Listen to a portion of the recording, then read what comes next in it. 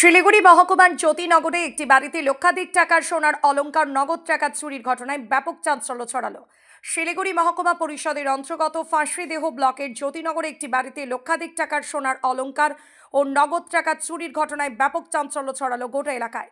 জানা গেছে গতকাল অর্থাৎ রবিবার ওই বাড়ির প্রত্যেক সদস্য দোল উৎসব উপলক্ষে কোন রাজ্যে গিয়েছিল, এরপর তাদের মধ্যে এক সদস্য কোনো কারণে গতকাল রাতেই বাড়ি ফেরেন। বাড়ি ফিরতেই ঘরের ভেতরে ঢুকে দেখতে পান যে সমস্ত জিনিস উলটপালট অবস্থায় রয়েছে, এমনকি যে আলমারিতে সোনার অলংকার ও নগদ টাকা ছিল সেখানেও একেবারে তছনছ অবস্থা। তখনই তিনি বুঝতে পারেন যে চুরির ঘটনা ঘটেছে। তারপরেই তড়িঘড়ি খবর দেন ফাঁসিদেওয়া থানার পুলিশকে। ঘটনার খবর পেয়ে ঘটনাস্থলে ছুটে যায় ফাঁসিদেওয়া থানার পুলিশ। অপরদিকে এই ঘটনা চাউর হতেই গোটা এলাকায় একেবারেই চাঞ্চল্য ছড়িয়ে পড়ে। যদিও এই বাড়ির সদস্যরা জানিয়েছেন নগদ 47,000 টাকা এবং লক্ষাধিক টাকার সোনার গহনা অর্থাৎ অলংকার চুরি গিয়েছে। এরকম চুরির ঘটনার আগে কোনো দিনই ঘটেনি, এই প্রথম।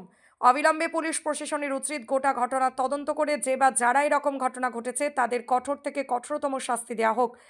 ফাঁসিদেওয়া থানার পুলিশ সূত্রে জানা গেছে একটি বাড়িতে চুরির ঘটনা ঘটেছে। ইতিমধ্যেই গোটা ঘটনার তদন্ত শুরু করা হয়েছে। পাশাপাশি এরকম ঘটনা যাতে না ঘটে তার জন্য ইতিমধ্যে আরও বাড়তি নজরদারি চালানো হবে গোটা এলাকায়।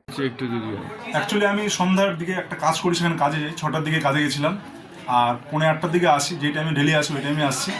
এসে মেন গেটটা আমি তালা খুললাম, মেন গেট তালা ছিল। তারপর আসলাম আমি আমার রুমের গেট খুলে দেখি, মানে খুলিনি, তালাটাই নেই আর কি। মেন রুমের গেটের তালাটা নেই, আর এখানে কাপড় চাপড় বা ফালানো টালানো। আর আমার মার কিছু টাকা এখানে ছিল, ক্যাশ টাকা ছিল 47,000 টাকার মতো। আর সোনা টোনাগুলো ছিল, ওগুলো একদম কিছুই নেই। কখন হয়েছে এই টাইমটা হচ্ছে আমার 6টা থেকে 8টার মধ্যে আমি বাড়ি ছিলাম না, এর মধ্যেই হয়েছে। এক্সাক্ট টাইম এখন কখন কি মনে করছেন কারা করেছে, বা আপনাদের কোনো শত্রু বা আগে থেকে কোনো কিছু? না, তেমনভাবে আমি কাউকে মানে আন্দাজা করতেই পারবো না, কারণ এটা চুরি ব্যাপার যেহেতু। আর কারা করবে এখন কি করে বুঝবো আমি? প্রশাসনকে বা কাউকে জানিয়েছে? প্রশাসন এসেছিল, পুলিশ থেকে লোক এসে এখানে আমার বাড়িতে একটু সাইডে সিসিটিভি ক্যামেরা আছে, ওখানে ক্যামেরার কিছু ফুটেজের জন্য নিয়ে গেল বক্সটা। এখন ওরা ওটা দেখবে, দেখার পরে যদি কিছু জানায় তারপরে জানা যাবে। কি মনে হচ্ছে যে আগে থেকে কি প্ল্যানিং করে হ্যাঁ, আমার তো পুরোপুরি আমি ডিটেলসে বলবো যে আমার এই চুরিটা করেছে সে ডিটেলস পুরোপুরি জানে। কেন জানে না? আমি ডেলি যেই টাইমে কাজে যাই সেই টাইমটাই ওরা কেন আসলো নিশ্চয়ই জানে। আর আমার ওই সাইডে আরেকটা রুম আছে, ওই রুমে সিসিটিভি আছে সামনে লাগানো, সেই বাড়িতে আবার যায়নি। তার মানে ব্যাপারটা পুরো বোঝা যাচ্ছে যে যেই করুক পুরো ডিটেলস আমার বাড়ি সব কিছুই জানে। আমি কখন কাজে যাই, আমার বাড়িতে কেউ নেই, সবাই অনুষ্ঠানে গেছে একটা কলকাতাতে, আমি একাই বাড়িতে আছি। তো এই জিনিসগুলো তারা সবই জানে, এই কারণেই জানে তারা আমার হয়তো ক্লোজই কেউ হবে। মানে কত টাকা খোয়া গিয়েছে বা কত টাকা আমি মার কাছে একটু আগে ফোন করলাম, মা বাড়িতে ছিল না। মার নিজের 47,000 টাকা ছিল নিজের পার্সোনাল সেভিং। আর আমার বৌদি যে আছে, আমার বৌদি আমার রুমেই আমার সুকেসে রাখে। দুটো কানের সোনার বোধ হয়, আর কিছু গলার ফলার হবে। কত টাকা হতে পারে তো আনুমানিক কত হতে পারে, 1.5-2 লাখের মতো সোনাটা হতে পারে। আর ক্যাশ ছিল 47,000 টাকার মতো এরকম।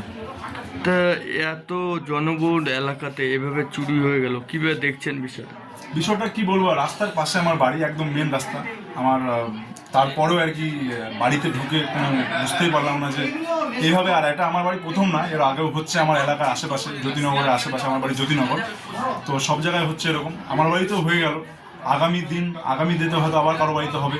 প্রশাসনকে এই ব্যাপারটাকে কীভাবে নিচ্ছে জানি না। আমি রিকোয়েস্ট করবো প্রশাসনকে যে একটু ব্যাপারটাকে ভালোভাবে নিক, নেক্সট অন্য কোনো বাড়িতে যেন এটা না ঘটে। আপনার নাম? আমার নাম যুধিষ্ঠির বিশ্বাস।